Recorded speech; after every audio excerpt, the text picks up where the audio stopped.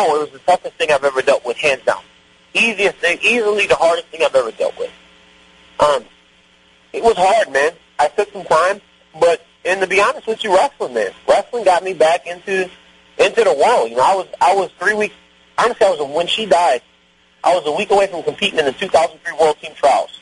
You know, so I had to pick myself up 6 weeks later and try to make that world team. You know, I could have just forfeited the spot and not worried about wrestling, but it meant so much to me to wrestle in New York City at Madison Square Garden in September that year that Coach Smith told me, Daniel, listen, I understand this is hard.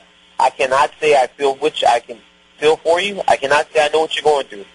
But you have to try to get back on the horse. This was after 3 weeks of just sitting in my room, just nothing. Black curtains up so that I couldn't see the sun. It was just a tough time for me. But he asked me to get back on the horse. I went back to work and was able to kind of occupy my mind.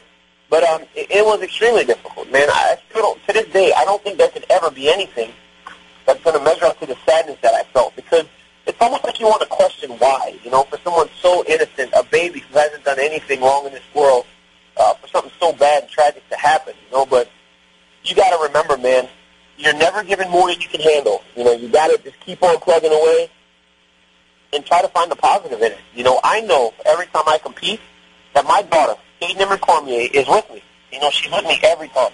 When I go into the cage, when I wrestle in the Olympics, every time I do something, she's right there with me. You know, so you try to find the positive in every situation. You know, even in the darkest times, you try to find something positive, man, that can actually propel you to try and do great things.